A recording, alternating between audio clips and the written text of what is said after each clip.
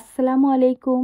নতুন একটি ভিডিও নিয়ে হাজির হয়ে গেলাম। আশা করছি যে যেখান থেকে দেখছেন আল্লাহর রহমতে ভালো আছেন। আলহামদুলিল্লাহ আমরাও ভালো আছি। আর আপনারা যারা অসুস্থ আছেন আপনাদের শেফা কামনা করছি।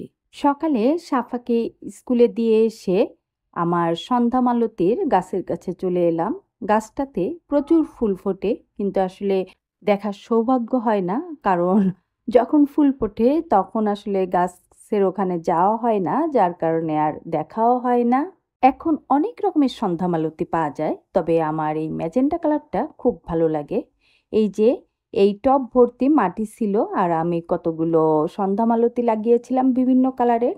শাহানাকে বলেছিলাম যে ইমার্জেন্সির ওইখান থেকে মাটি নিয়ে আসো, ওই টবের থেকে মাটি নিয়ে গিয়েছে, আর এখন এই অবস্থা। এটা নাদেরকে নাস্তা দিয়েছি। মোফাজ্জেল অসুস্থ থাকার পর নাদেরকে নিয়েছি। অবশ্য মুফাজ্জেল যখন আবার সুস্থ হয়ে যাবে তখন মুফাজ্জেলকে আবার নিয়ে আসবো।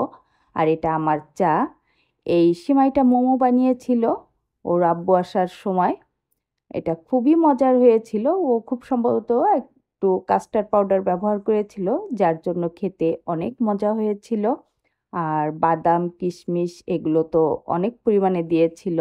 লাচ্ছা সিমাই মাঝে মাঝে আমার মুড়ি দিয়ে খেতে ভালো লাগে, এই জন্য আমি লাস্টে একটু মুড়ি দিয়ে খেলাম। এটা চালতার আচার। আর এই যে সাইডে যেটা, এটা হচ্ছে বালাচাও। বালাচাওটা হচ্ছে চিংড়ি শুটকি, এটা ভর্তা হিসাবে খাওয়া হয়। আর এটা হচ্ছে আমলকি। আমলকিকে কেটে সুন্দর করে শুকিয়ে সেটাকে আবার অনেক কিছু দিয়ে এটা তৈরি করেছে। এই পেস্টটা হচ্ছে সাফার স্কুলের এক মিসের পেজের নাম নান্দনিক সিলেট। আমলকির এই চুইংটা তৈরি করার জন্য উনি ফার্স্ট হয়েছিলেন একটা প্রোগ্রামে, এবং উনি সেখানে 50,000 টাকা প্রাইজ পেয়েছিলেন। আমলকির গুণাগুণ কিন্তু বলে শেষ করা যাবে না, এটা আমাদের শরীরের জন্য অনেক উপকারী। আপনারা যারা সিলেটে কিংবা অন্য কোথাও আছেন, যদি নিতে চান তাহলে এই পেস্ট থেকে নিতে পারবেন। এটা খুবই সুস্বাদু এবং জিনিসটা ঘরোয়াভাবে তৈরি, এই জন্য এর ভিতর কোনো ভেজাল নেই। এখন দুপুরে রান্না করতে চলে এলাম। এই যে এটা বাইম মাছ। আমার এই মাছটা খুবই ভালো লাগে কষিয়ে রান্না করলে। আমার আব্বার এই মাছটা খুবই প্রিয় ছিল। এখন আসুন বর্তমান সময় নিয়ে একটু কথা বলি। বর্তমান সময়ের যে জিনিসটা নিয়ে খুব তোড়পাড় হচ্ছে সে বিষয়ে কিছু বলতে চাচ্ছি। প্রথমেই বলি ইসকন কি। ইসকন কিন্তু হিন্দুদের কোনো সংগঠন নয়, এটা হিন্দু বেশধারী ইহুদিদের একটি সংগঠন। কিন্তু আমার অনেক সনাতন ভাই বোনরা মনে করেন যে ইসকন মানে এটা হিন্দুদের সংগঠন। আসলে কিন্তু সেটা মোটেও না। আমি 7 বছর আগে একটা আর্টিকেলস পড়েছিলাম, সেখানে ডিটেলস বলা ছিল, কিন্তু আমি এখন ওইভাবে বুঝিয়ে বলতে পারতেছি না বলে আমি দুঃখিত। তবে আপনারা গুগলে সার্চ করলে এটা কিন্তু পেয়ে যাবেন। আপনারা হয়তো অনেকেই জানেন না যে ইসকন কিন্তু আমেরিকার নিউ ইয়র্কের সৃষ্টি, ভারতের নয়। আর সবচেয়ে অবাক করার বিষয় হলো যে ভারতের কোনো হিন্দু শিক্ষালয়ে লেখাপড়া করেননি, লেখাপড়া করেছেন খ্রিস্টান চার্চে। আর উনি পেশায় একজন ব্যবসায়ী ছিলেন। হঠাৎ করে তার মাথায় কেন হিন্দু ধর্মের নতুন সংস্কারের ভূত চাপলো? অবশ্যই এর পিছনে কোনো কারণ আছে, কারণটার কথা পরে বলতেছি। তার আগে বলি ইসকন প্রতিষ্ঠাতার নাম। ওনার নাম হচ্ছে স্বামী প্রভুপাদ। কি নাম রে বাবা, প্রভুপাদ। প্রভুপাদ যখন নতুন ধারার হিন্দু সংগঠন চালু করলেন, তখন মূল ধারার যে সনাতন হিন্দুরা আছে ওনারা বাধা দিয়েছিলেন, কিন্তু ওই বাধায় কাজ হয়নি, কারণ তখন এই প্রভুপাতে এসে তখন বিভিন্ন বড় বড় ইহুদি খ্রিস্টান সংগঠন এসে দাঁড়িয়েছিল। কারণ তাদের সুদূর প্রসারী চিন্তাভাবনা ছিল যে এইরকম একটি সংগঠন তৈরি করব আর সেটাকে ভবিষ্যতে কোনো কাজে ব্যবহার করব, যার ফল এখন আমরা দেখতেছি।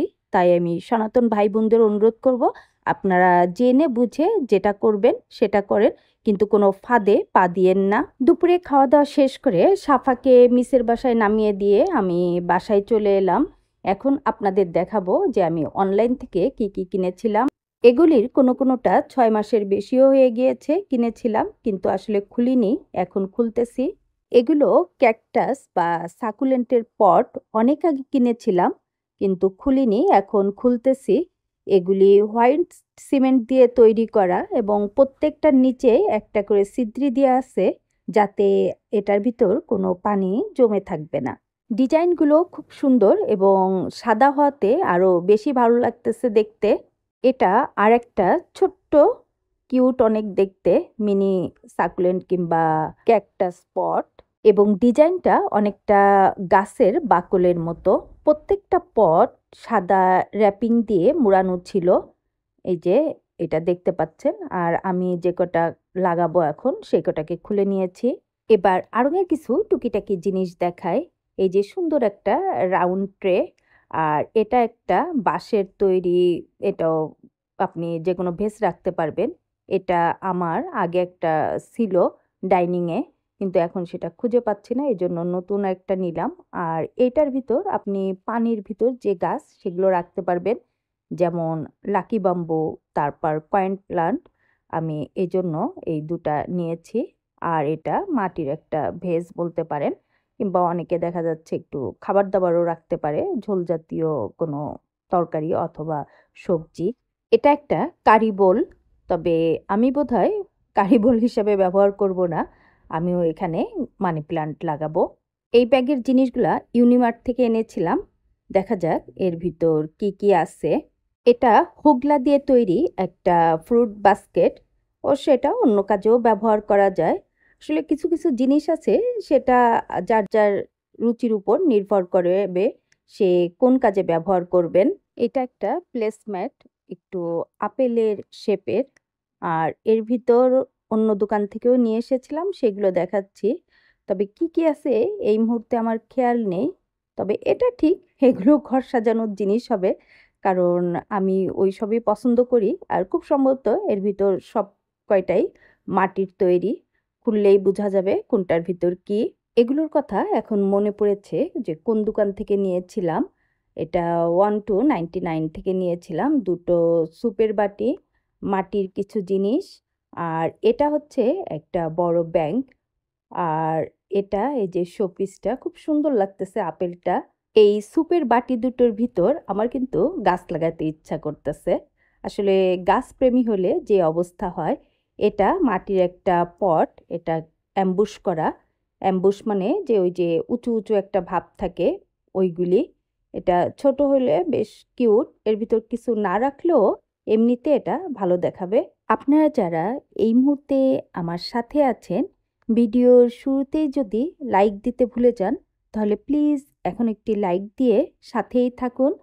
আর আপনি যদি আজ আমার ভিডিও প্রথম দেখে থাকেন, তাহলে আমার চ্যানেলটি সাবস্ক্রাইব করে আমার সাথেই থেকে যান।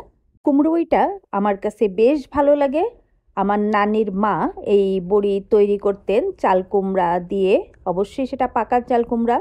আমি ভুলে গিয়েছিলাম যে আমি অনলাইন থেকে কুমড়োর বড়ি কিনেছিলাম দু এক আপুর ভিডিও দেখে, তখন মনে পড়েছিল যে আমি তো কুমড়োর বড়ি কিনেছি। আর এটাই মনে করে এই যে খুলে আপনাদের দেখিয়ে দিলাম। এটা একটা ওয়াল হ্যাঙ্গিং স্ট্যান্ড, ছোট ছোট গাছ রাখার জন্য। এটাও অনেক আগে কিনেছিলাম, আজকেই খুলতেছি। এই যে এটার কালারটা হচ্ছে তেঁতুলের বীজের মতো কালারটা, এটা নৈপুণ্য থেকে কিনেছিলাম। কাঠ, কেরোসিন কাঠ যেটাকে বলে, ওই কাঠের উপর এই যে তেঁতুলের বীজের কালার করা। এই দেখেন জুনে জিনিসটা কেনা, আর আজ ডিসেম্বরের 1 তারিখে আমি জিনিসটা খুলতেছি। আসলে অনলাইন থেকে জিনিস কিনে যখন বাসায় ডেলিভারি দিতে আসে তাদের সামনে খুলে দেখা উচিত, কিন্তু এই কাজটা আমি মোটেও করতে পারি না, যেটা আমার খুব একটা খারাপ অভ্যাস। কারণ অনলাইন থেকে জিনিস কিনলে অনেক সময় জিনিসটা নষ্ট থাকে কিংবা ভালো জিনিস দেয় না। ডেলিভারি ম্যানের সামনে খুললে কিন্তু সেটা বলা যায়, কিন্তু পরে আপনি রেখে দিয়ে খোলার পর কিন্তু সেটা আর বলতে পারবেন না। এই জন্য আমার মতো কেউ এই কাজটি করেন না। এই দেখেন আপনাদের জুম করে দেখাচ্ছি জিনিসটা কতদিন বাসায় থাকার কারণে এই যে মাকড়সার মতো জাল হয়ে গিয়েছে। এখানে 9টা প্লাস্টিকের বোতল আছে, দুটো বোতল ঠিক না জার, দুটো মানে দুই রকমের, ছোট 6টা আর বড় 3টা। ছোট 6টা বেশ ভালো, খারাপ না, কিন্তু বড় 3টার প্লাস্টিক একেবারে যাচ্ছে তাই, মানে আপনি খুলতে গেলেই এটা ডেবে যাচ্ছে। আর সেলফটার ফিনিশিংও একটুও ভালো না। এর আগে এই পেজ থেকে আমি কিছুই কিনিনি, এবারই প্রথম কিনেছি। এটাও এই পেজ থেকেই নেয়া। এটা আমার বেশ ভালো লেগেছিল, তবে এটার প্লাস্টিকটা আরেকটু ভালো হলে ভালো হতো। প্লাস্টিকটা একেবারে নিম্নমানের। আর এখানে আছে খুব সম্ভবত 2টা পাতার স্টিক, একটা মানি প্লান্টের এবং একটা মনস্টেরার। দুটো জিনিসই বেশ ভালো হয়েছে। এখন আমি একটা প্রবলেমের কথা বলি। আমার দুটো মোবাইল দিয়ে আমি ভিডিও দেখি, তার ভিতর একটা মোবাইলে টাইপ করতে গেলে ওইটা হ্যাং হয়ে যায়। দেখা যাচ্ছে এক লাইন টাইপ করলাম, পরের লাইন টাইপ করতে গেলে হ্যাং হয়ে যায়। এজন্য আমি কিন্তু এখন হয়তো কয়দিন বড় কমেন্ট করতে পারবো না। আপনারা ক্ষমা সুন্দর দৃষ্টিতে এটা দেখবেন। এই পাতার সাথে আমি কিন্তু দুটো বাবুই পাখির বাসা অর্ডার দিয়েছিলাম, একটি ছোট আর একটি বড়। দুটো বাসাই সুন্দর। বাসা দুটি কাছ থেকে দেখিয়ে দিলাম। এই যে খুব সুন্দর করে কিন্তু বাসা দুটি তৈরি করা। আরেকটি অনলাইন পেজ থেকে আমি কোকো পোল কিনেছিলাম। এই যে এখানে দুটো আছে, আর 3টা আমি গাছের সাথে সাথে লাগিয়ে দিয়েছি। পুরানো কথাটা নতুন করে আবারও বলি, এতক্ষণ আপনারা যারা ধৈর্য সহকারে আমার ভিডিও দেখলেন, আপনাদের অসংখ্য ধন্যবাদ। আগামী ভিডিও দেখার আমন্ত্রণ জানিয়ে এবং আপনাদের সবার সুস্বাস্থ্য কামনা করে আজ এখানেই বিদায় নিচ্ছি। আল্লাহ হাফেজ।